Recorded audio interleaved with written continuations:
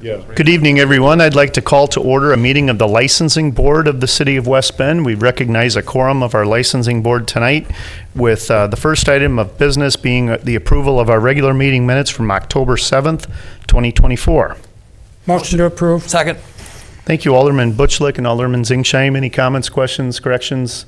All in favor, please signify by saying aye. Aye. Any opposed? Motion carries. Our next item of business is a change of agent to Collin's Deck Bar, and all the paperwork on this has been submitted to the clerk's office, and I assume everything was in order? Mayor, we actually got a call this afternoon asking for this to be removed from the agenda. Okay. They And are going to, I guess the paperwork wasn't all in order on their side, and they're going to resubmit for Okay. the next agenda. we'll leave it to you to put that on when they are ready. No more business before the Licensing Board. We are adjourned. Thank you, Clerk. Okay, I would like to call to order the City of West Bend Board of Public Works. We have two items on the agenda. Item number one, the approval of minutes from our meeting October 7th, 2024. Motion to approve. Alderman Allen, and second, Alderman Schmidt. Any corrections or deletions? There are none. All those in favor? Aye. Opposed? Motion carried. Item number two, permission to bid contract 24-15 Tree Surety 2025. Good evening, Mike. Good evening, everyone. This evening, our department is requesting permission to bid contract 2415 Tree Surety 2025. This contract includes the installation and irrigating of 200 trees. 23 of those trees are part of the Tree Surety program. They would be planted in Creekside Phase Number 4 and Westminster, the Westminster development over on the west side. 150 of those trees are included as our free street tree program and replacement trees following road reconstruction projects. An additional 27 trees will be planted in various parks. Our goal is to bid the project now for spring of 2025 planting. This time it should help with pricing and getting our project on contractors list for next spring. The pre-bid estimate for the project is $78,525, and that includes a 5% contingency. Funding includes a tree surety budget for the 23 new development trees, and funding for the remaining trees will be paid with capital funds from 2024, 2025, carry forward operational funds, and funds from urban forestry grants. So kind of a package deal as far as funding sources go. It's been working out real well with our urban forestry grants and some donations and things like that throughout the year. So thank you. Right, do we have a motion? Motion. Alderman Sparks Second. and Alderman Naren Singstein. Any questions for Mike? There are none. All in favor? Aye. Opposed? Motion carried. Thank you, Mike. Thank you. Having no further business before the Board of Public Works, I adjourn as chair. I call to order a meeting of the Finance Committee. We have three agenda items this evening. The first one is the approval of minutes from the regular meeting, October 7th, 2024. Motion to approve. Thank you, Alderman Butchlick and Alderman Allen. Any questions, additions, deletions, corrections? There being none, all those in favor of approving the minutes of the last meeting, signal by saying aye. Aye. All those opposed, motion carries. Second item is permission to bid contract 24-16 Regner Park Beach Renovation. Good evening again, Mike. Good evening. Excuse me. This evening, we are requesting permission to bid contract 2416 Regner Park Swim Pond Renovation. This contract will include dredging of the swim pond, grading the existing beach, and adding new beach sand to the beach edge and east end of the beach. In an effort to provide the Common Council and community with additional information on this topic, we have a quick presentation for this evening. As you can see in the slide before you, they started construction on a Regner Park swim pond in 1934. This Regner swim pond opened in 1935 with certified lifeguards that were all volunteer. We had lifeguards from day one, but 89 years ago, they were volunteers. Throughout the years, the Regner Park Swim Pond has been very popular. You can see back in 1973, our attendance was just north of 70,000 swimmers. As far as our records go, that was the best year, the top year. After 1973, you can see our attendance levels have dropped. In the 1990s, we were down in 16, 17,000. 2004, we're down to 12,000. Basically, the swim pond at Regner Park remained unchanged for about 74 years. About 12, 13 years ago, we constructed it and added the splash pad on the north edge. That has been very popular, and that has been a great addition to the pond. And then this year, 2024, we reconfigured the diving well, did some small dredging in-house, and added several inflatables to the swim pond. But overall, in 89 years, we built a splash pad, we added some inflatables this year. Overall, very minor changes to the swim program in Regner Park. In 2021, we were hiring lifeguards at $11 an hour. You can see the numbers out in front of you. I'm not going to go through each line item. 2021, our total loss for beach operations was $22,000. 2022, we bumped our starting rate up to $15 an hour, $4 an hour increase. We got 3 applicants.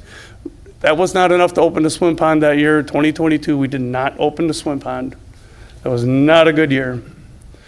2023, we bumped those starting salaries to $17.50 an hour with incentives. Our expenditures went from $66,000 a year to $160,000 a year. That is how we were able to open our swim pond again for the community. Again, you can see our loss here at $88,000 in 2023. We were very fortunate Washington County established the Save Summer Swim program. Washington County is financially supporting our lifeguard operations in Regner Park, also City of Hartford, and other operations throughout the county. So the loss in 2023, $88,000. That does not include that $66,000 from the county. 2024, again, we are at $17.50 an hour for lifeguards. We introduced some inflatables and improved concessions in Regner Park. Before I go any further, our success in 2023 and 2024 and beyond, it's not from my direct responsibility. Ryan Schmidt is our recreation supervisor, and Ryan has done an excellent job in Regner Park, and he's done an excellent job turning this entire program around, got us back on our feet, got us moving forward, helped us with the introduction of our inflatables in 24, and improved concessions. You can see from 23 to 24, our expenditures were about the same. Again, Ryan's due diligence took our revenues from $70,000 a year to $95,000 a year. Excellent work on Ryan's end. Again, we were still losing $64,000 a year. Our operations in Regner Park they're at a loss at lifeguards at $17.50 an hour. Here's a quick shot of the inflatables we had this year. These are actually donated to us from our West Bend Friends of Park and Recreation. It was a slide obstacle course, a smaller slide, little trampoline, things like that. Capacity for this setup that you see right here is 30 swimmers. That's it. We hit 30, boom, we're done. We can't add any more to it. Not our decision, that's manufacturer's decision. We have to follow their standards. We deviate from that, then we become liable.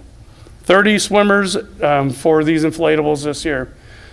Just kind of an action shot. Lots of people, lots of positive comments about the inflatables this summer, birthday parties, family get-togethers, etc.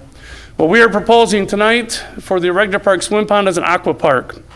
Dredge the swim pond to required depths to support the aqua park, incorporate new beach sand, additional security cameras, purchase AquaGlide equipment. So our existing equipment is manufactured by AquaGlide. We would like to stay with that manufacturer so our existing equipment can work with anything that we purchase in the future. We want to change something around in the future, something gets a hole in it, we got to pull a piece out, add to it, all that. So that's why we would like to stick with AquaGlide equipment, and it was great. We had a good trial run this summer using the equipment we had. It's very durable, very good equipment. Also with our aqua park, we could increase capacity from 30 swimmers to 140 swimmers at any given time. Here's just a quick layout, a proposed layout of what we would see in Regner Park for next year. Big swings and slides and diving platforms, trampolines, and all interconnected with floating rafts and things like that. Some pretty exciting equipment. The aqua park itself would cover about 60% of the surface of the pond. So with this equipment, we need depths ranging from 10 feet to 15 feet in depth. Our current depth is 14 feet, so is 15 feet deep for us? No, that's just a standard operating day for us. But outside of the footprint of this equipment, we have to continue those depths out through the fall zone before we can start with new pond edges and things like that. So that's why we require about 60% of the pond. One of our goals is to not convert the entire pond into an aqua park. Right now, with what we are proposing, it's 140 swimmers. The first 140 people show up every day, and we didn't have any other opportunities. Families would show up and can't go swimming. That's not a good idea. That's not a good plan. So right now, what we have here in front of you, 60% of the surface area would be aqua park. The whole eastern 40% of the pond we would continue with general swimming. That section of the pond would be almost unchanged to what we have today, 0 depth entry on the east side, and it would be a gradual slope down to 5 feet. We would have buoys in there indicating any depth changes, things like that. So we can accommodate everyone's needs. So if people want to use the aqua park, great. Some families don't want to. They want to just do general swim, as we've done for 89 years. Great, we have that opportunity. Again, just some of the different features. The item on the left, that's a slide. That thing actually stands 27 feet tall, and you can see where the swing is in the middle. People can get on there and launch themselves out into the pond. That'd be pretty exciting. The slide on the right is actually 19 feet tall. We have in our proposal, we have a 16-foot, a 19-foot slide. Kind of cool stuff. This is a huge feature where you climb up one side, slide down the other. You can actually jump off the sides of these things. There's handholds on the bottom. You want to climb under it and all that stuff. Go nuts, have fun. 140 people can get in there and enjoy themselves. On the right, just another, I'll say, obstacle course type feature. On the left, it's called a monsoon. We will have 4 of these within the aqua park itself. One drawback with this equipment, it's kind of a canvas type equipment. It has to be. It's got to be durable. But sometimes you get rug burns off of the slides and things like that if they're dry and it's hot and all that. Well, these 4 monsoons will help basically irrigate our equipment when the kids and the people are out there playing, running around, horsing around. And you know what? If I'm 10 years old and I'm out there playing and there's a sprinkler blasting on me, that'd be pretty cool too. So that would be one feature we would want to incorporate, that's incorporated in our plan here before you. And also one critical piece is our lifeguard station. We will, for the last 89 years, we've had lifeguards out on the water in Regner Park. We've always had our diving raft. We've always had lifeguards on there. We will continue doing that with this lifeguard station in the middle of the aqua park. Aqua park operations would cost one individual $8 for a 2-hour swim interval. We would have 4 2-hour swim intervals throughout the day, and again, for 140-person capacity for each swim interval. And again, we would still continue with general swim as normal. This $8 for 2 hours, these intervals, is exactly what we did for 2024.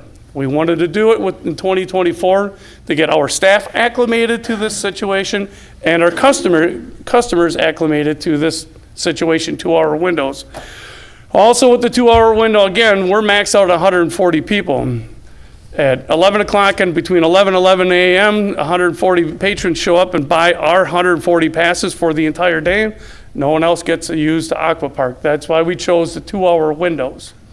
You swim for 2 hours, your parents or whomever might want you out of the water anyways for a little bit the rest, or you can swim for 4 hours in the aqua park for $16. You get done, please go spend some money at the concessions and continue a general swim if you want to stay in the park longer that day. So that's why the 2-hour swim intervals. There are other aqua park operations that we have seen. They run on the same type of thing. Might be a 2-hour interval, might be a 4-hour. Our closest competitor is Fond du Lac, and they run at $45 per person for the entire day. They do not have any capacity numbers with their equipment. We are required to follow our manufacturer's capacity at 140 people, so that's why we need to watch out. We need to limit it, so we need to, we want to make sure that you show up to go swimming in Regner Park. You have that opportunity, because not too many people are going to be swimming on those obstacles for 8 hours or whatever. I don't know, maybe they will. If they do, great, it's extra revenue for us. Aqua Park safety features. The Aqua Park would be available for anyone 6 years of age or older. Anyone 6 years of age to 17 will need an adult to sign a waiver. Again, we had this same type of operation for 2024. Every swimmer is required to wear a personal flotation device. We will continue with our standard lifeguard stations all around the pond, and as noted, we will have a lifeguard station in the middle of the inflatables. Safety signs and roping around the Aqua Park section of the pond will also be installed. These signs and rope will be identifiers that people need personal flotation devices in there. And we are also highlighting the new pond slopes around that section. Those slopes and going into the pond will now be 3-to-1 slopes. What's a 3-to-1 slope? You can cut it with a lawnmower. It's a standard slope that we use. I could take my Husqvarna lawnmower, go ahead and cut that slope. But we wanted to make sure that our residents are aware that these slopes are going to be steeper than what they've been accustomed to for the last 89 years. In the past, it was a 7-to-1 slope, 6-to-1 slope, nice and easy going into the water before it got deeper, deeper, deeper. Around the Aqua Park section, it's going to be a 3-to-1 slope. We got to get it down to 10 feet, in some areas 15 feet, so that's why the 3-to-1 slope has been chosen for this project, so we can fit our equipment in that footprint.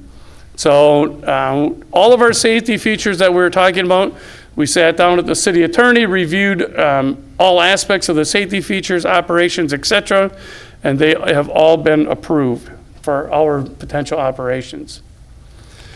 So financial investment, contract 2416, which is what we're here for tonight, permission to bid. Dredging approximately 10,000 cubic yards of material from the pond, grading the existing beach and incorporating 3,200 yards of new sand. Pre-bid estimates with contingency at approximately $180,000. Purchase of the Aqua Glide equipment at $154,500. Additional security cameras and electrical work, that includes some electrical work for the cameras, $10,000. Total pre-bid investment, $344,500. Funding. So far, we have received a $50,000 donation from the Friends of Parks and Recreation. In years past, we operated a summer lunch program in Regner Park. In that account, we have $32,877 in that account. We have not operated that lunch program for a number of years. We would like to use those funds that are basically sitting in that account towards this program, towards this development. We would sell the existing raft that we have out on the pond. We're going to sell it at auction. Low estimate, we're going to get $5,000 for it. I'm hoping we get $10,000 to $15,000 for it, but on the low end, we're looking at $5,000.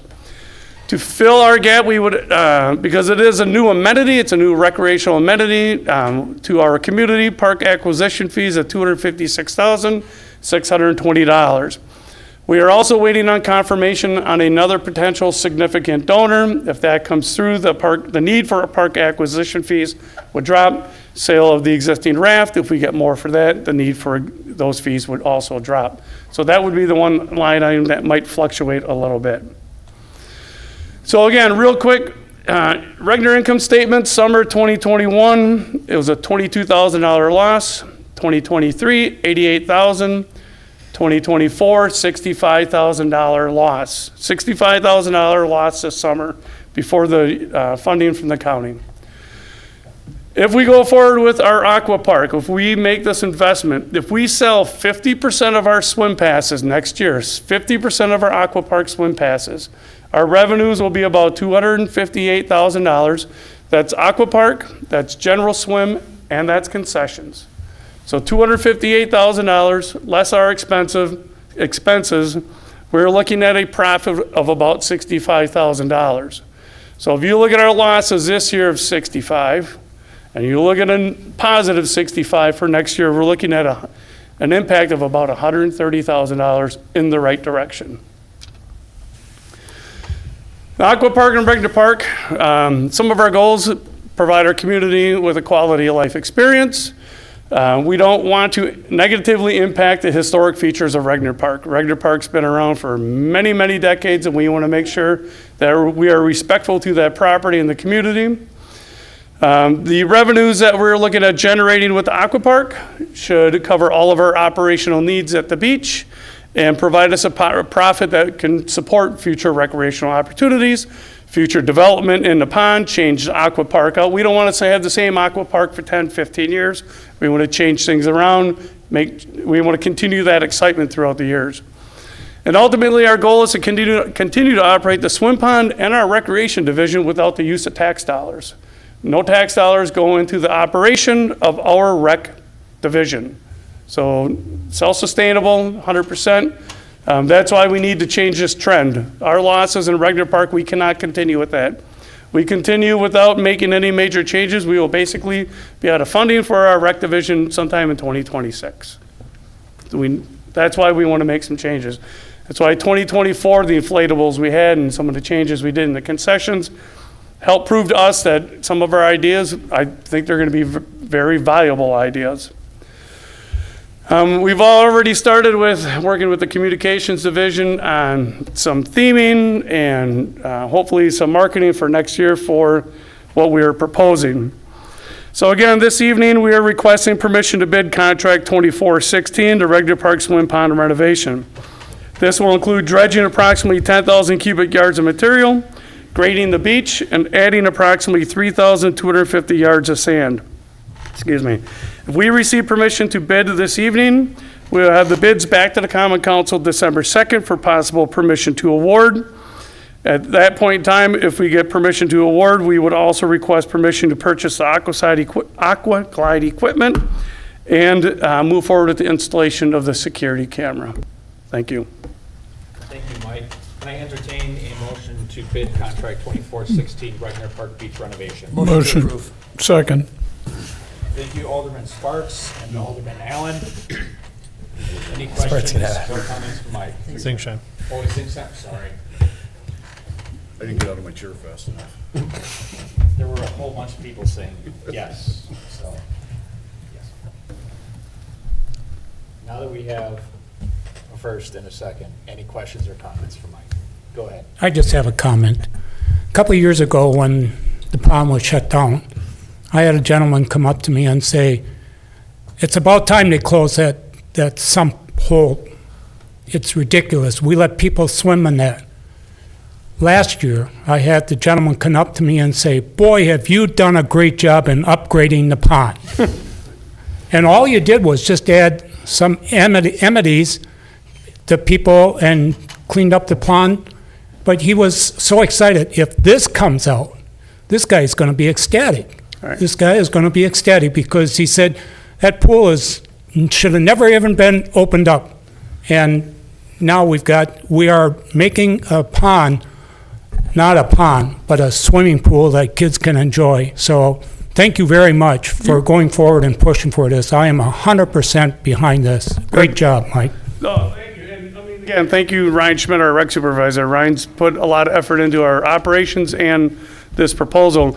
I think a lot of times people don't realize, I'll say like this, how nice Regner Swim Pond is. I mean, swimming pools are great and you can see the bottom and the blue water and everything else, but that's just not a reality right now for us in our community. This is what we have to work with. We do a good job maintaining the water. It's safe. We know it's safe. It gets tested more times than I could even count. So I appreciate the comments, John. Alderman Allen? Yeah, Mike, there was reference in there to the passes. If you have a pass to go into the aquatic area, do you also have to buy a swim pass? Yes. But if you buy a swim pass, you can obviously swim without going into the aqua park. There will be two passes. One is for the aqua park and one is for general swim. Okay. Yep, and we need, part of that is also, we need to make sure that people have the colored bands on for that day, where they have their life jacket, and it's easily identifiable to our lifeguards and our beach house staff. So, second question, personal flotation devices. Yep. Are those provided or? Yes, do those are people- provided, and we would only allow the ones that we have on site. People might want to bring their own and things like that, and we don't want to do that. We want to ensure that the PFDs that they're wearing are appropriate, adequate, safe, not aged, et cetera, et cetera. We want to make sure our residents are safe. Nope, we will have hundreds of PFDs on hand to fit all shapes and sizes. Thank you. Thank you. Alderman Schmidt. So when is this work going to be done? Is it going to be done outside of the season so that we don't cut into the possible sales? Yep, great question. I did not get into a timeline as far as construction. If it comes before council on December 2nd, we would move forward immediately. This is a great winter project for us. That's when it needs to happen. And for contractors, instead of having equipment that's idle and staff that's laid off in the winter, we're hoping for some very, very good bid prices. I've already talked to 2 local contractors that are excited about bidding on this project. Alderman Sparks. I think it's a great project. Couple questions. One, what is the life expectancy of the aqua equipment? The manufacturer says approximately 8 to 10 years. Well, if I'm a manufacturer, I'm probably going to say 6 to 8 years because I want you to buy some more and things like that. So part of that is our maintenance on our end. When we're done at the end of the season, we need to clean it, dry it, and store it properly. So that's part of that equation. Another part of it is if we have any damage to it or anything like that, if we have a bad hailstorm, we have someone that swims out there with a pocket knife or something like that, that might change. Our plan right now is we want to get north of 10 to 12 years for equipment. Talking to the owner up at Fondy Aqua Park, great people up there. They've been very supportive of our plan, even though we could be considered a competitor. They were like, let us know, we can come down and help you. They said we could easily get over a decade out of the equipment. So part of it is with our revenues that we want to hopefully generate is about every 2 years, we want to change out some of these pieces. We want to change it up, take one out, this and that. So to answer your question even in more detail, John, hopefully in 2 years, we're buying some new pieces of equipment, incorporating that, taking something out. What we take out might sit idle for the season or half of it or whatever. So we want to try and keep rotating some of that. Not that 10 years from now, hey, we need $160,000 all at one time. That is, no, we would certainly phase things in and possibly phase things out as needed. That's a great idea. It keeps it fresh and Yep. you keep your income coming in. Looking at I was doing quick numbers when you were talking your costs and that, and 50% is a great way to estimate it, and you come out really well with that. And if the word gets out and it's good, and you go above the 50%, it's bonus. So Yeah. it's a good plan. Yeah, we've already met again with our communications division. We need to put a strong marketing plan together for this. Just general, hey, we put it on Facebook. Well, that's not going to work. We want to do beyond that. And we want to start, literally, if December 2nd, the Common Council gives us permission to move forward, we want to start with that marketing plan at that point in time. We want to have ticket sales already starting in April of next year. We're not going to wait till June when the season opens. We want to start in April so people can buy blocks of tickets for their family reunions, blocks of tickets for birthday parties. I mean, this is also going to impact any of our rental facilities around upon, our picnic groves and shelters and things like that.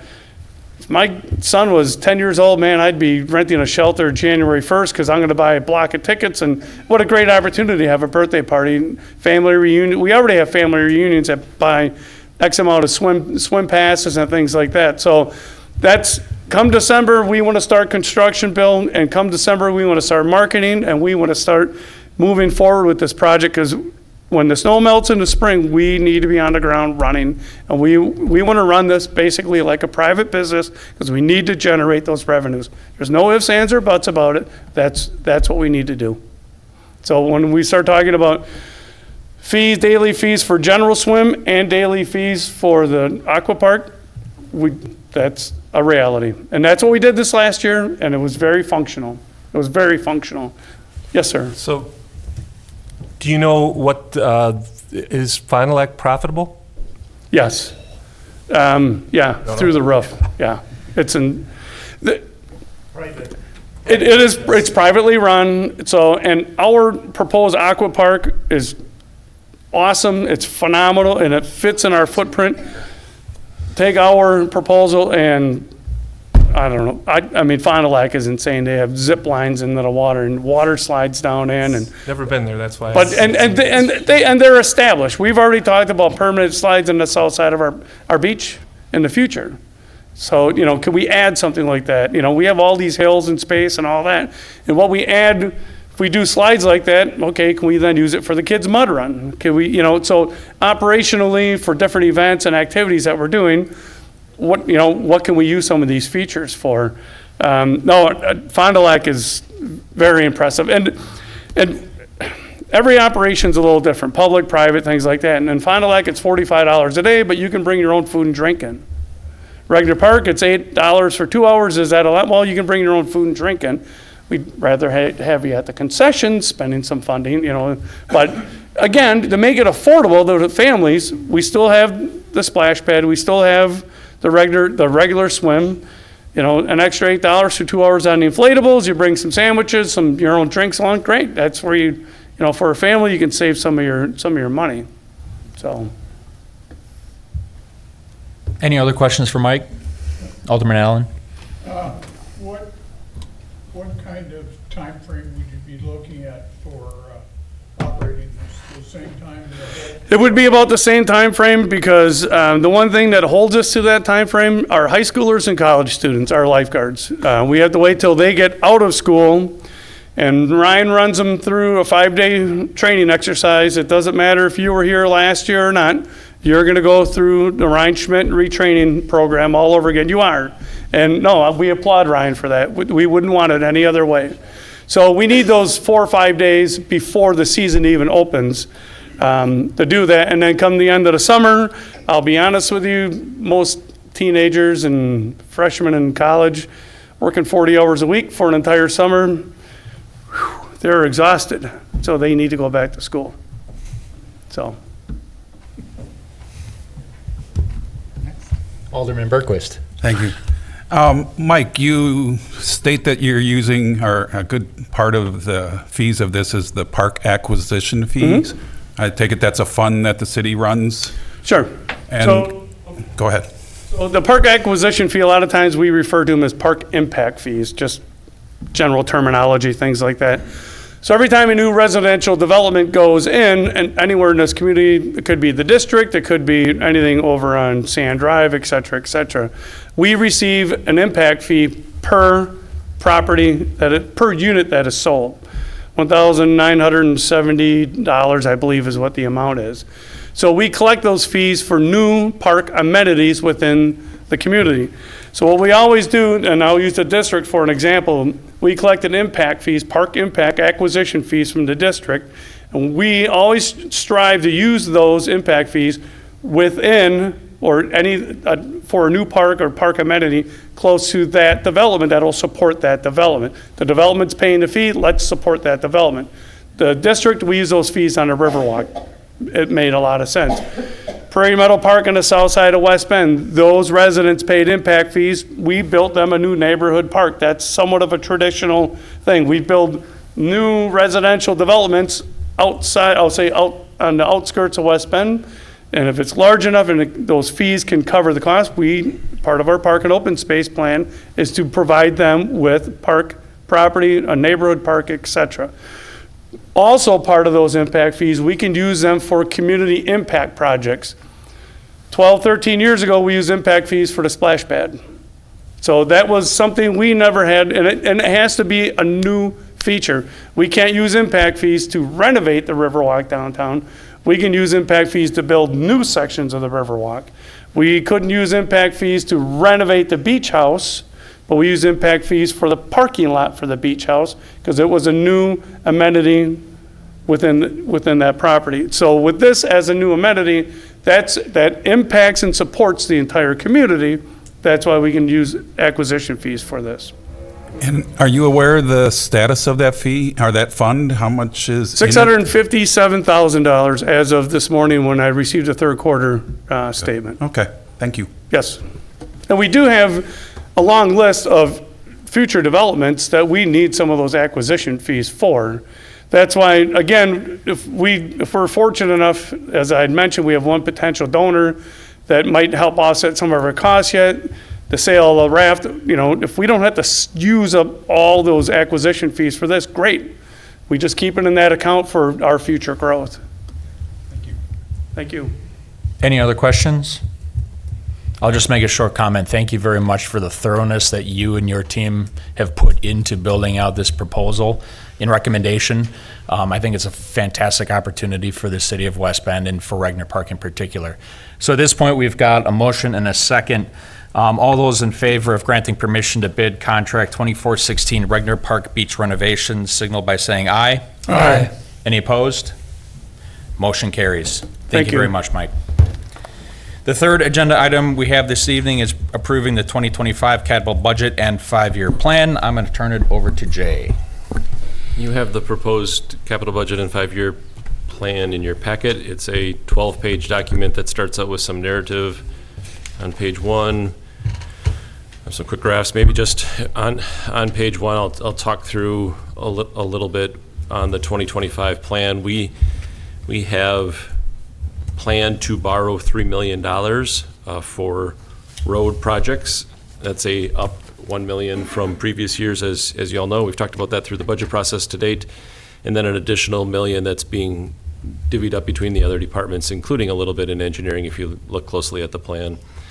But the total of the proposed capital budget is $5.576, almost $5.6 million, and that's because we attempt to find as much available funding to augment the capital plan, the borrowing that we're going to do, and complete as many projects, but not only in engineering, but also purchase of vehicles and fixing our facilities. And maybe just jumping ahead to the summary document, which is page 2, I'll walk through that a little bit. The summary document, just by alphabetical order of department, lists the projects that are being recommended specifically within 2025, and then the funding source for them for the 3 columns off to the right.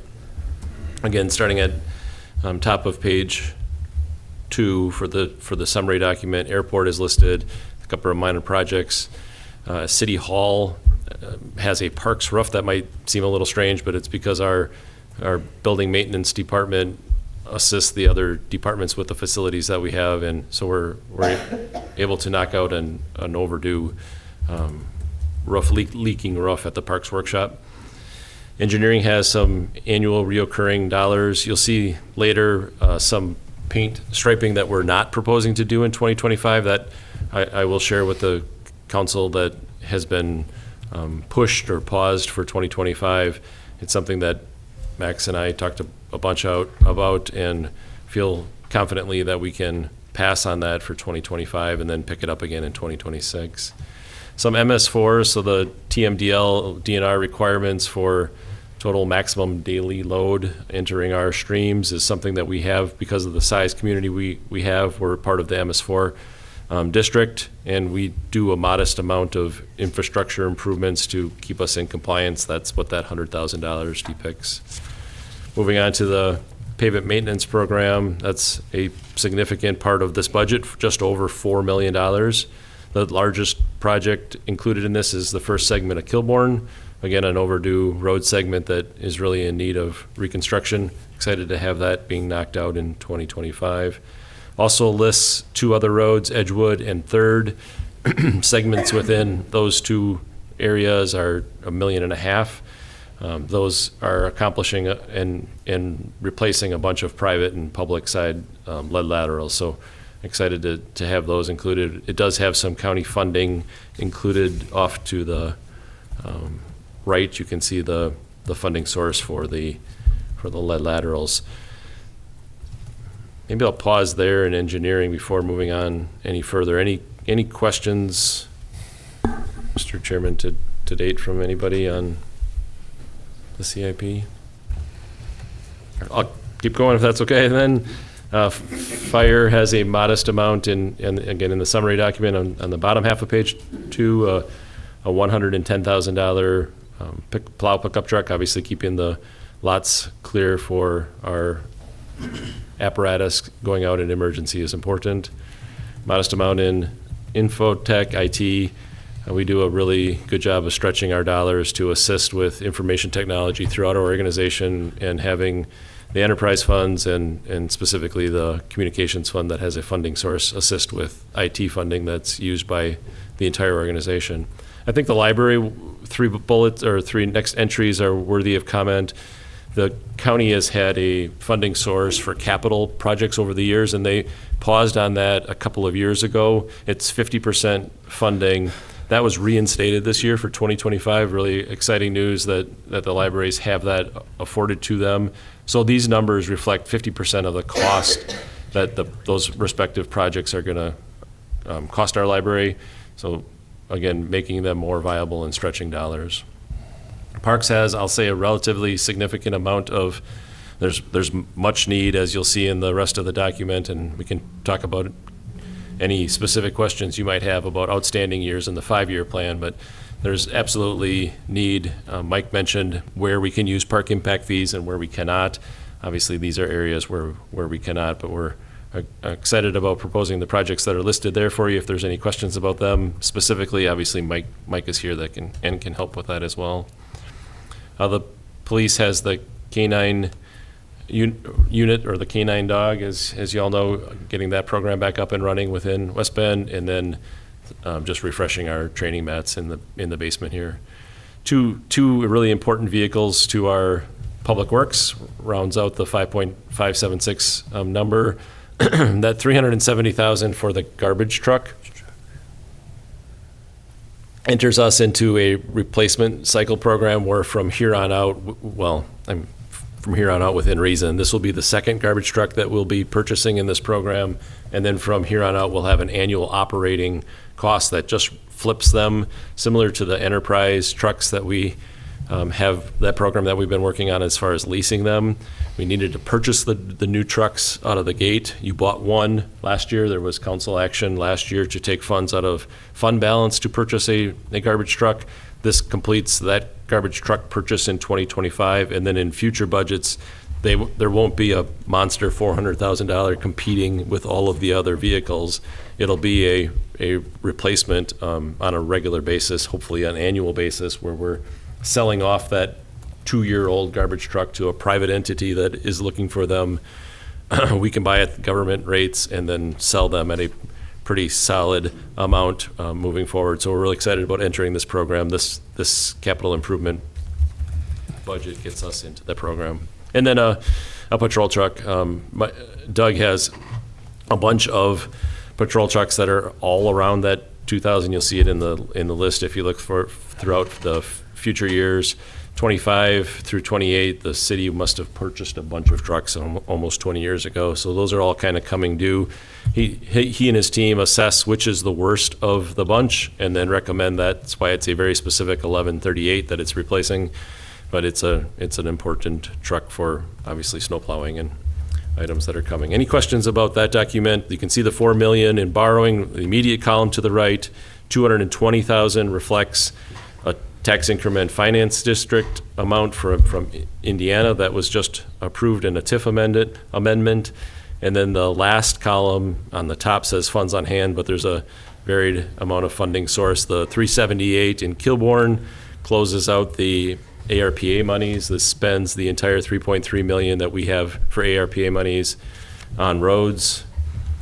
I already mentioned some private lead lateral funding from the county that's reflected there on Edgewood and 3rd, 90 and 240,000, and a 60 in Kilbourne. Any questions about funding source or those items? I'll make a general comment, and I want to thank you and all the department head team that has participated in putting this budget together as well. Again, focused on primarily the needs, not necessarily wants and desires of our community. Having spent time with the mayor and with Jay going through this in much greater detail, again, it became abundantly apparent that there's been significant cooperation amongst the departments in terms of prioritizing what the needs are for capital improvements as we look at 2025. And as I look at this, again, when you look at those additional funding sources beyond just the money that we are looking to borrow, again, a pretty significant number at, over $1.3 million that's not coming directly out of, property taxpayers in the city of West Bend. So that too is a significant way to stretch the dollar, if you will, for these capital improvements in the city. Any questions, specific questions for Jay at this time? Are you looking for a motion? Sorry, yes. Motion to approve the budget as submitted. Second. Uh-oh. Was that Alderman Allen and Alderman Zingsheim? Thank you very much. We have a motion and a second. Now I should open up for additional comments or questions. Thank you very much for that point. Alderman Allen. Go right ahead, Alderman Allen. I had asked the chief of some questions about the canine program, and I realized I had one question I didn't ask. What are we looking at in terms of a timeframe, assuming we approve the budget? Well, timeframe would be, thank you, by the way, welcome everyone. Timeframe would be determined by when if you approve the capital budget tonight, when those funds are released. Generally, that's late May, early June. We'll have everything ready to go, but we'll wait till those funds are released. But we would certainly see it launched in 2025. All right, thank you. It's a good question. Any additional questions? If I may, Yes. you mentioned the cooperation of the team, and that is apparent. If it's not apparent, I want to state it. If you look at the bottom line, page 12, it shows the shortfall is how it's referenced for years out of 26, 27, 28, and 29. So part of our 5-year plan, and those are really big numbers. Now, some of those are have a funding source, and they might develop a funding source over time in order to get to those shortfalls, but it really is a testament to our team that they're able to deal with the amount of borrowing that we have available, the amount of funds that we have on hand in any given year, and really work together to come up with the priorities for the city. So these numbers might look daunting, and they are. If you look in the blue, they're 10 million, 8 million, 7, and we only have 4 million of borrowing on an annual basis. So we annually try to stitch together funds on hand. Our team works really closely together in meetings to allow things to get pushed when they can be, and then I guess just be creative when we can find either a grant source for one or a different funding source that we might not even be thinking of. And then I guess the other thing that I want to share is that all of these numbers won't necessarily happen in that 4-year period. There will be some shifting that's going to continue to occur over time, and to Alderman Sternig's comment, the absolute needs are what funded, and the wants aren't necessarily in here. But I'm proud of the team and really thankful for them working together. Any other questions or comments at this time? Otherwise, we have a motion and a second on the floor to approve the 2025 capital budget and 5-year plan. All those in favor signal by saying aye. Aye. And those opposed? Motion carries.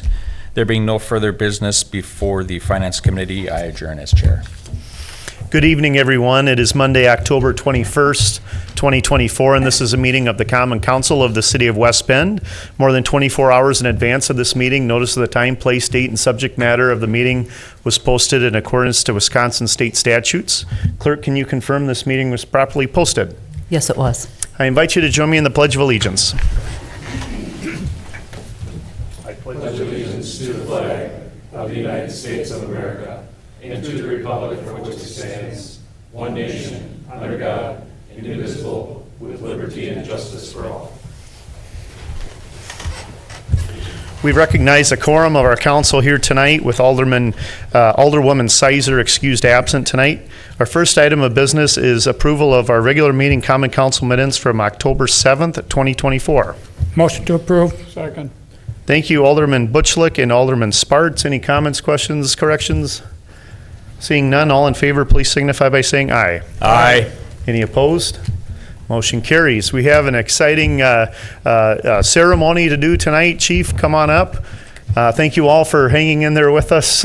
We've come to the exciting part of the program tonight.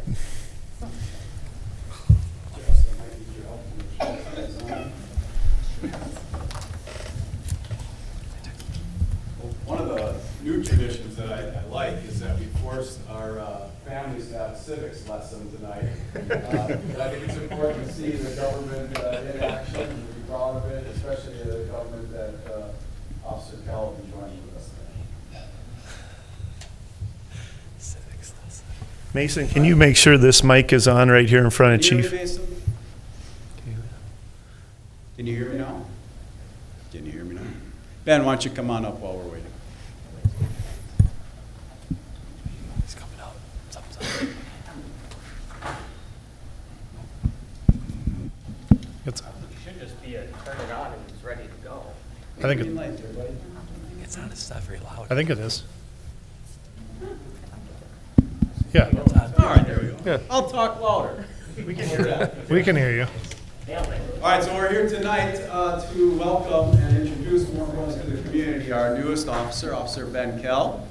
Ben comes to us local he's from Grafton, graduated Grafton High School, went to the University of Wisconsin-Oshkosh, and was then hired by the police department. So as we enter our kind of new phase for the police department and really investing in our team, continuing that commitment that we won't hire anyone that doesn't deserve to work with our team or more importantly deserves to police our community of West Bend, we've entered this new phase where we're investing in sending our officers to recruit school.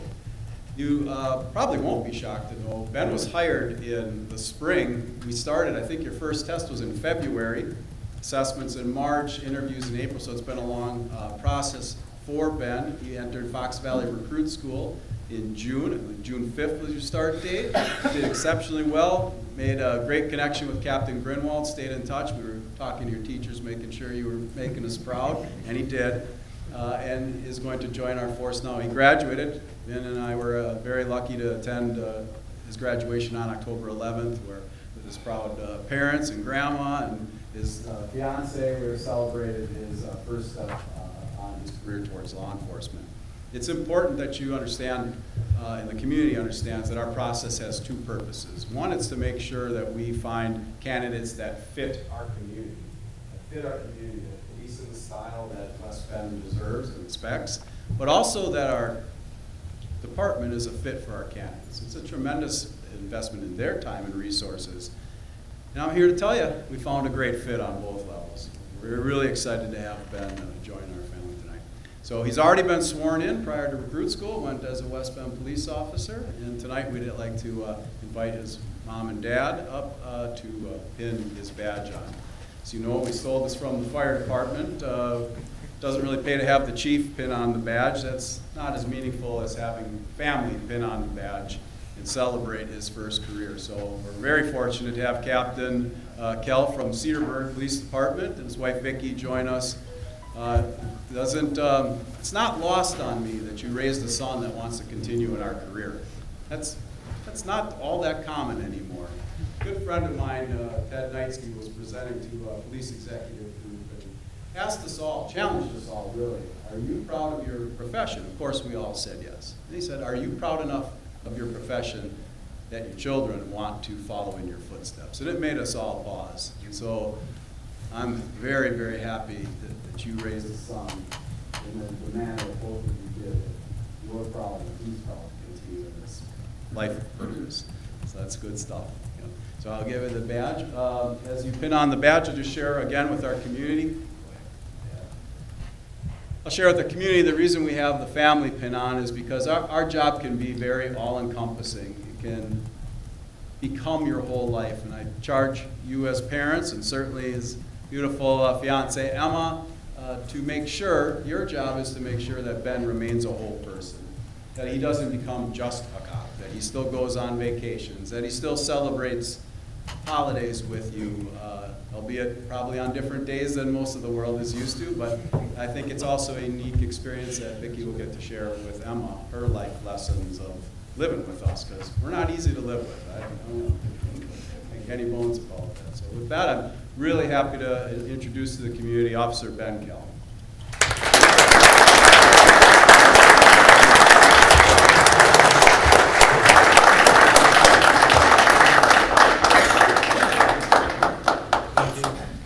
Thank you. Thank you. Appreciate it. Welcome. Good luck. Thank you. Thank you. Appreciate it.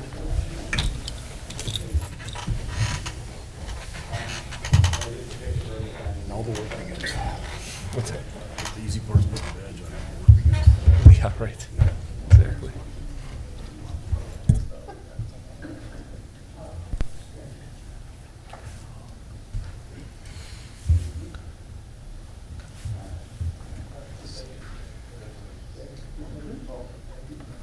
Thank you very much.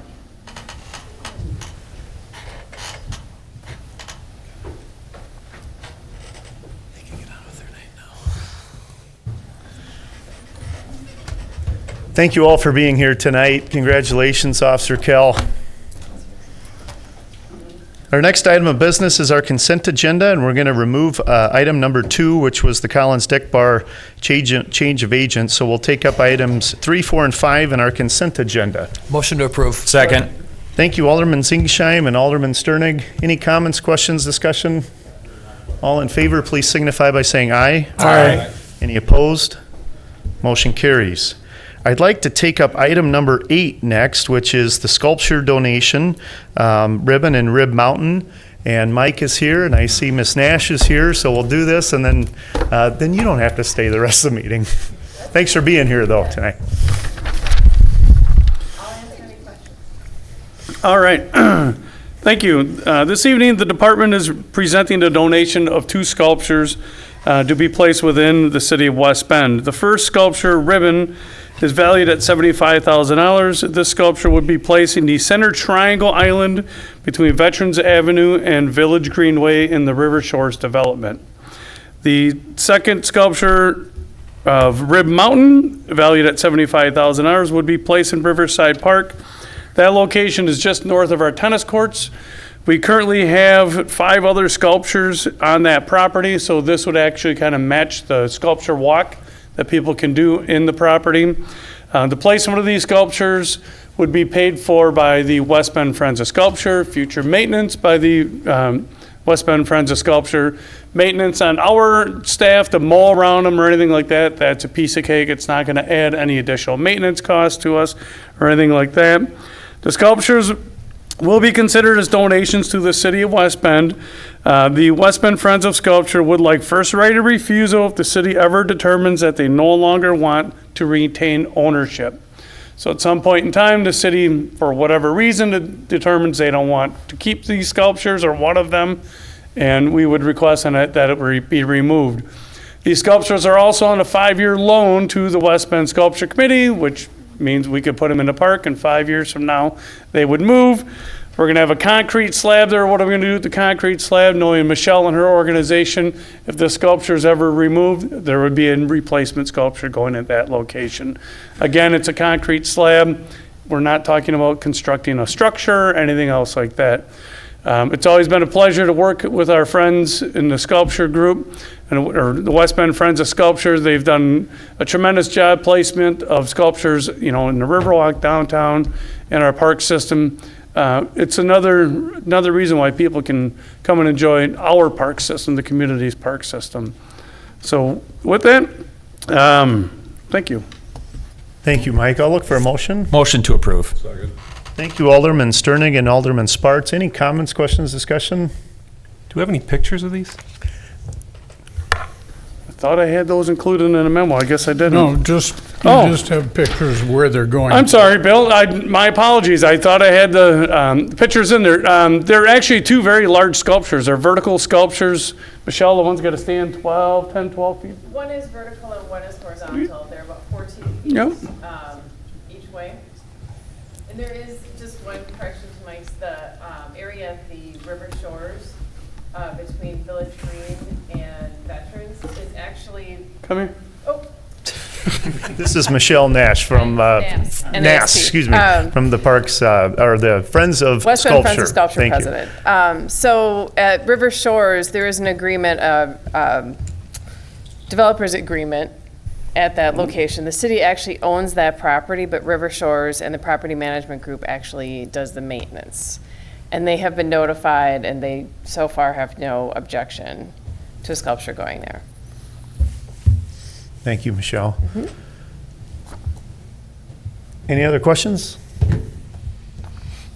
Mike, would you, go ahead, John. Are these created by a local artist, or what's the These significance? were actually these were decommissioned from an Eau Claire sculpture park.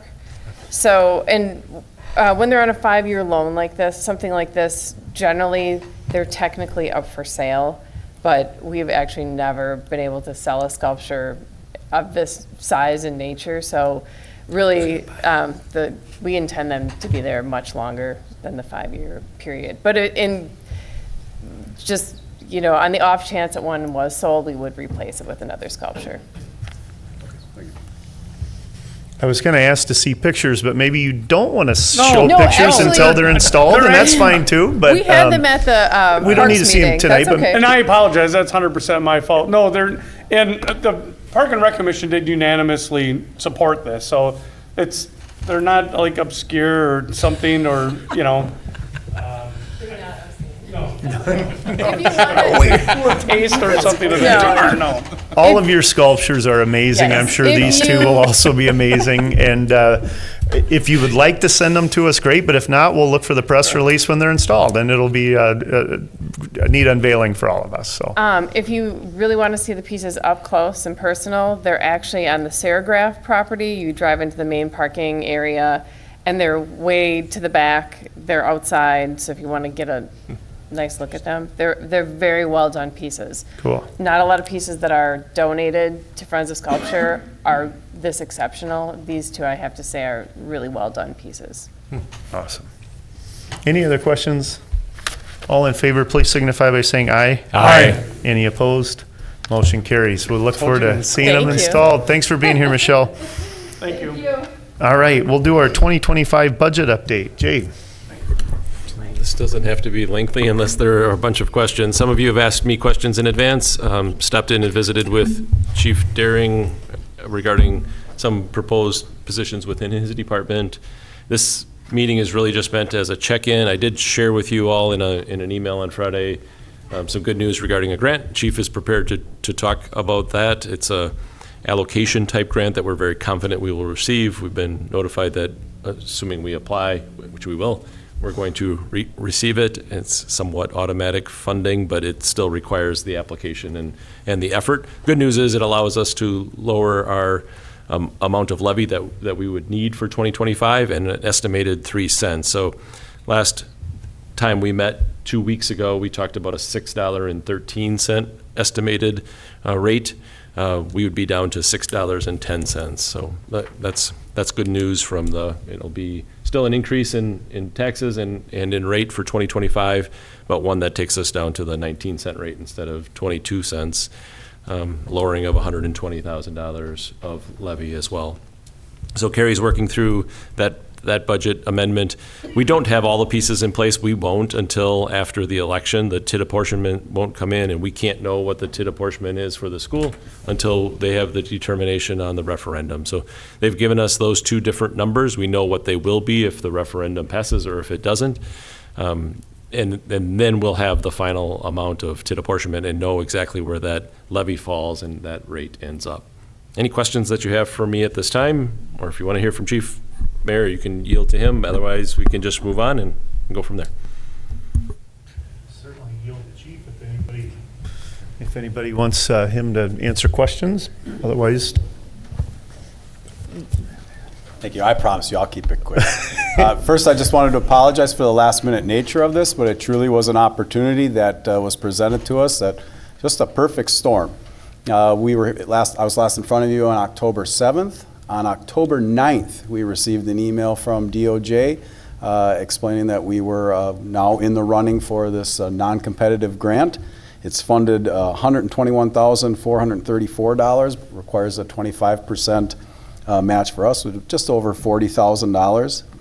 What's great is it can only be used for new expenditures towards officers on the road in a patrol function, which we just so happen to have in our budget this year. So I am extremely thankful for Jess's guidance through the grant process and helping us work through some of the intricacies of whether or not it was a new expense since we presented, and that's been all absolutely vetted out. And Carrie, right now, she and Collin working hard to get you a new amended budget document that will show a a new line item veto for the grant, but more importantly, what it really does is allows us to reduce our salary and benefits for patrol for those new positions by $121,434. So yeah, it was something we certainly couldn't pass up. As soon as we wouldn't pass up, it's a great opportunity for us to leverage those funds. Just very, very quickly, the funds are only available to cities over 25,000 in population. It's based on a ratio of that population size and the required police services that are needed. So we're very stringent in our uniform crime reporting. We take it very, very seriously.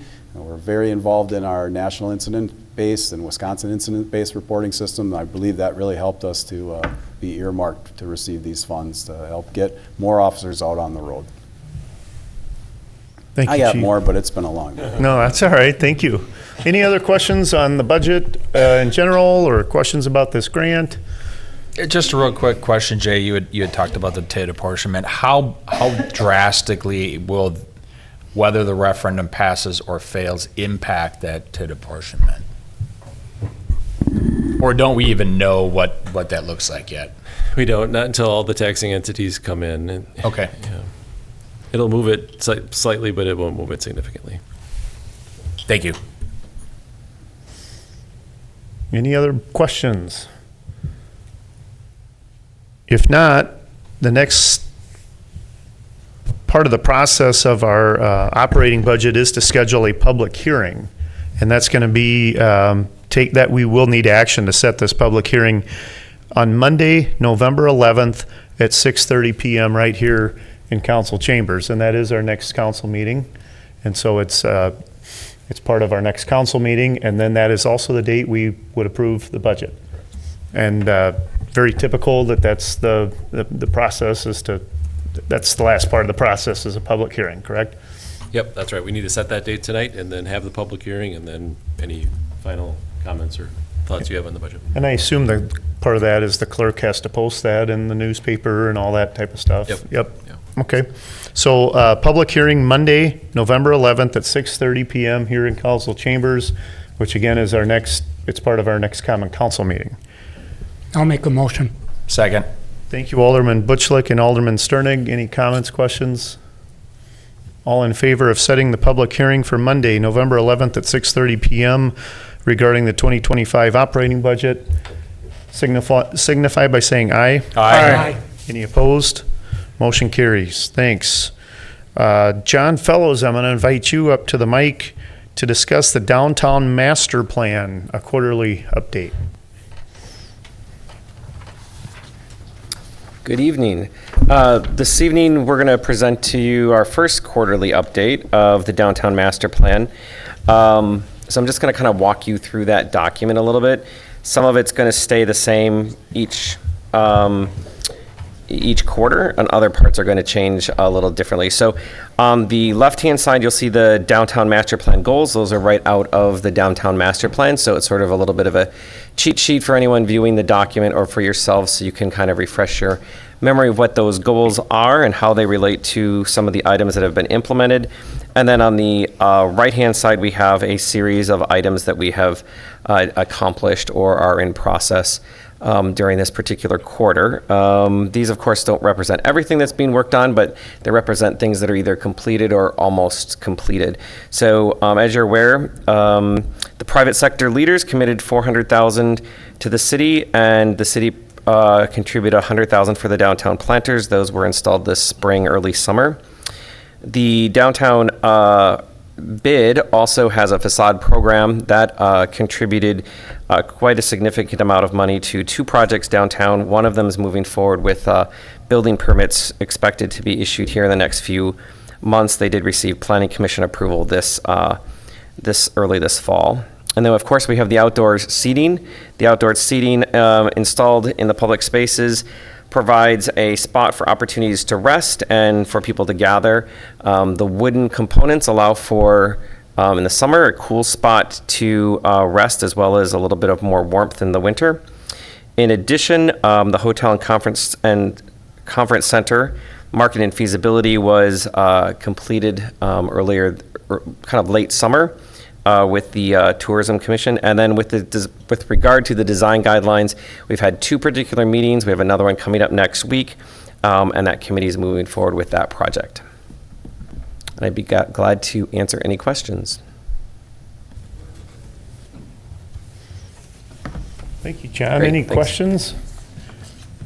I don't think there's any action that needs to be taken on this. It's more of a quarterly report. I know the private sector leaders who have been involved in this I'm sure were excited to see this on our agenda tonight. Were they notified that we were presenting this tonight? Have they been sent this update? They were told that it was going to be happening, and it was sent earlier today. Great. Yep. Great. Thanks, John. Yep. All right, we'll move along. Don't go far, John. We're going to talk about a resolution authorizing the Washington County Geographic Information System, the GIS system, to provide GIS services to the city of West Bend as part of the Washington County Shared Revenue Grant Program. So, John, you're going to talk to us a little bit about that, and then I want to introduce Eric Damcott from Washington County. Great. So as you're mostly aware, we did lose a longtime employee for our GS division in spring. Administration and myself evaluated the situation, and the county has a lot of great resources that we can tap into. So we've been working with Eric and his team over the course of the summer to figure out if there's a way that we could actually partner together. So the resolution in front of you this evening basically authorizes Jay to enter into an agreement with the county once that has been figured out. It's getting close. It's actually in the hands of both the city and the county's attorney for review. Essentially, the county will be providing GIS services to the city, assisting us with everything from maintenance to innovating some of our processes and making them a little bit more efficient from that perspective. So what we're gaining is for about the cost of one employee, which actually is through a shared process with the county, so it actually is ending up being a cost saver for us, actually. We're getting an entire department instead of one individual, so there's quite a lot of extra resources and knowledge that we're gaining with the process, and I'll let Eric say a few words. Thank you. As mentioned, I'm Eric Damcott. I'm the Director of GIS at Washington County. I've been with Washington County a long time, and had the privilege and working with the City of West Bend GIS staff really since I started there. Watch your transition from one staff to another, and we worked on various projects. We've long time had connections, read-only connections to each other's data through the municipal area network, really since the city installed that municipal area network, the MAN. And I just think we're in a really good position to really help the city maintain current function, but not only that, but to build on that and to increase the offerings that we have to departments. So some of the department heads we know already, some of the people we know already, and really looking forward to meeting the rest of the team here at the city. And I'm confident in our ability to serve the city and provide them a high level of service. So I don't have a long presentation, but if there's any questions that you have or concerns you'd like me to address, I'm happy to take them. Are we, Eric, the first municipality to work with the Washington County GIS department in this way? Under this specific model, yes. So there are 4 municipalities that we already work with under a memorandum of understanding where they needed some assistance maintaining their local zoning layers so they could have that information online. So we've been working with Richfield, Village of Germantown, Village of Kewaskum, and Town of West Bend in that capacity for a couple of years. We have been charging them a small hourly rate because, like I said, it was under a different model. This is the first municipality and definitely the biggest and definitely more complex, a challenge that we're looking forward to that we'll be doing on the shared service model. So once this agreement is approved, and the county's executive committee did approve it last week, it'll go to our county board next month. Once this is approved, we'll probably change the arrangement we have with those other municipalities as well. Thanks. Any other questions? John? So basically doing the changeover, it becomes a cost saving for the city, and service and that all going to be improved, it sounds like, with working with the departments, and engineering I'm sure works hand in hand, water department. that all interfaces all been worked out and seems to be amiable, applicable, helpful. Yeah, I mean, the city is investing in resources to maintain their asset management system, and we will work hand in hand with those resources to make sure the GIS component of that stays current. But certainly, if there are needs from the fire department or any of the departments, you know, even throughout the summer, as we were working through these contract negotiations, we tried to help the city out wherever we could in terms to make sure that, you know, we were putting out the small fires before they got to be big fires. So we, you know, prepared election maps, and we, you know, helped with the tree surety bill that you talked about earlier tonight. So, you know, we've been helping the city just kind of behind the scenes, just to make sure that city functions continue. I'm a City of West Bend resident, so it's of personal interest to me too. Yeah, Jay. I would just share, Eric and I have known each other for a long time. We've worked in various capacities as colleagues and peers. This has been talked about with West Bend and working together with Washington County in this capacity for about 10 years. And every time it's been brought up, it wasn't quite the right time, or there was a change in staff, and now it really feels like the right time. I'm really excited about this partnership. It's exciting for me personally. I spent some time a long time ago working GIS, and are really excited for our departments too, just to have more capacity than what we were able to provide with just one person shop. With Eric's skill set and his team, we're going to really be able to do more for our organization and for our community. So I wanted to publicly thank Eric and Washington County for entering into this shared agreement. I appreciate that, Jay. Yeah, we've known each other for quite a while. Motion to approve. Second.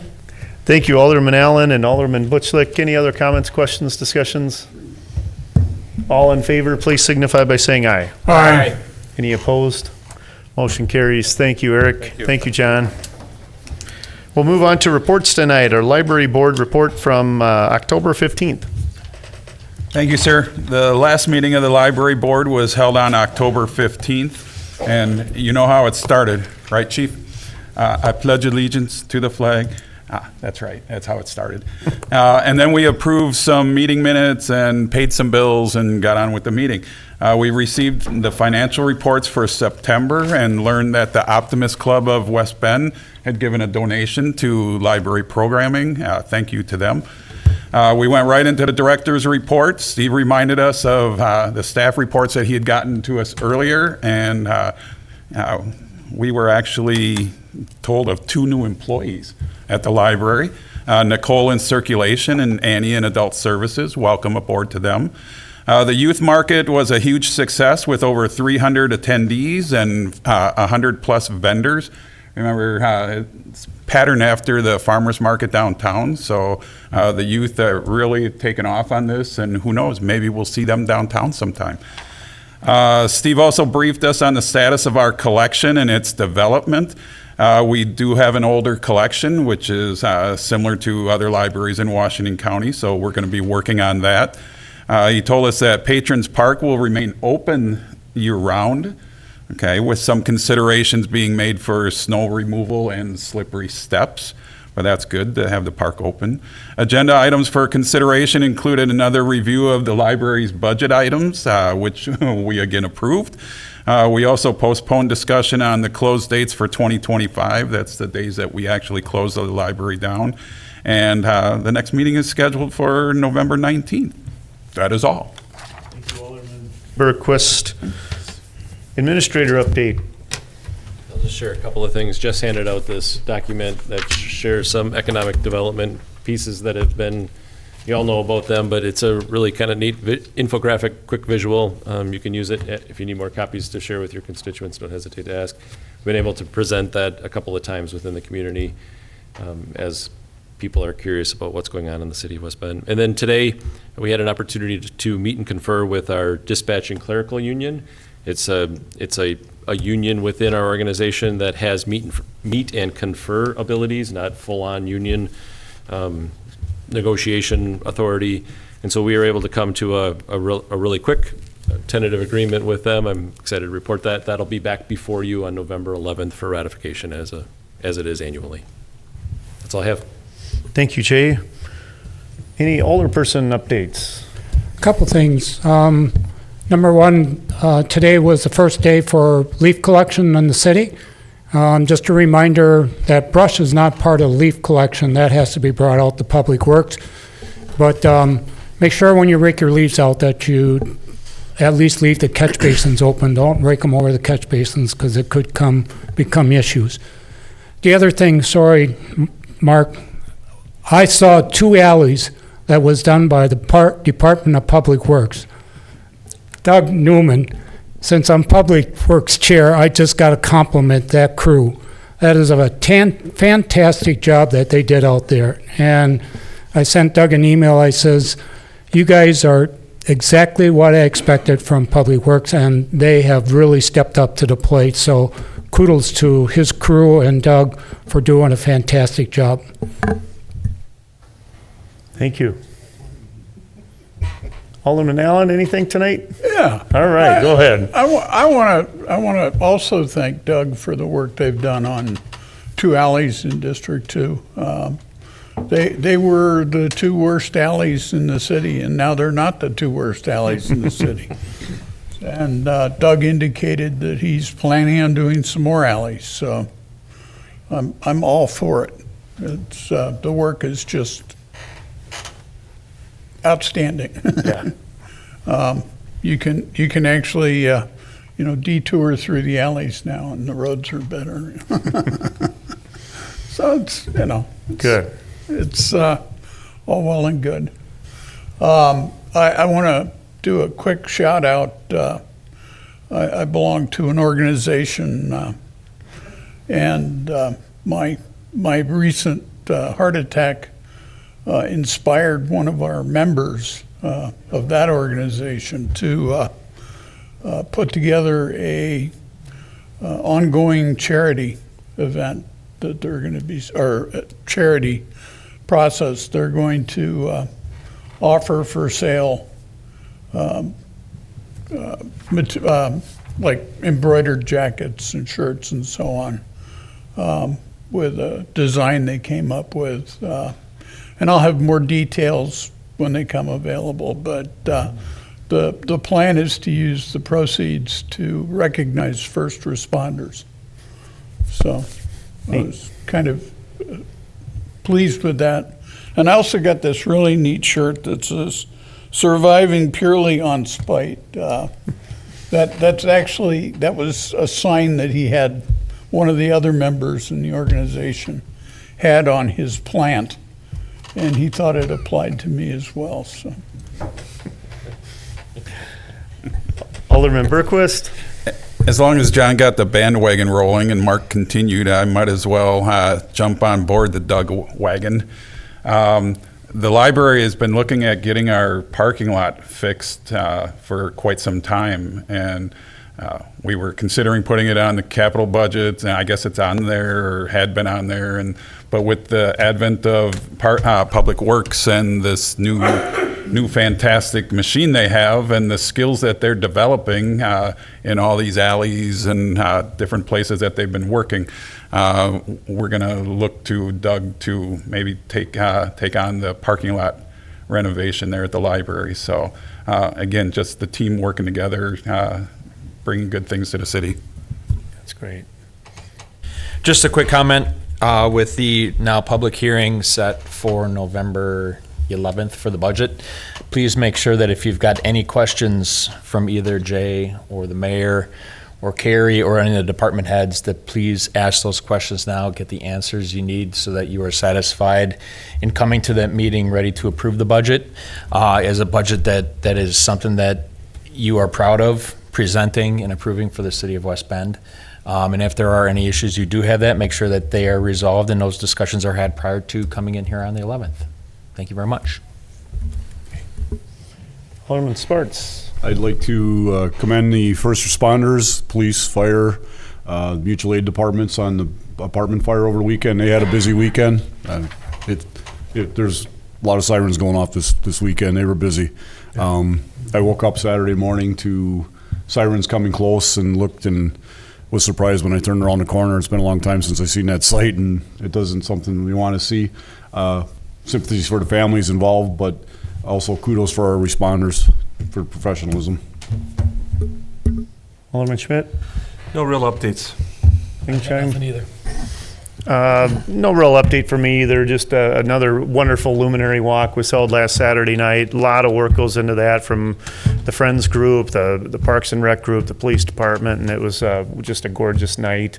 Obviously an unfortunate situation with a driver who took down our gazebo downtown, but again, a lot of our city departments came together, from inspection to parks to DPW. They borrowed a SkyTrack from a construction site over at the Emery to bring it down to downtown to remove the thing, and it was handled, first thing the next morning. Again, like you all said, a lot of our departments coming together and working hard. And to our clerk, with election, early in-person voting starting tomorrow, I know your team's going to be working hard the next 2 weeks. And best of luck, and best of luck. And I'll say congratulations on a good election in a couple of weeks, but best of luck to you and your team. So that's all we have tonight. Anything else? If not, we stand adjourned. Thank you.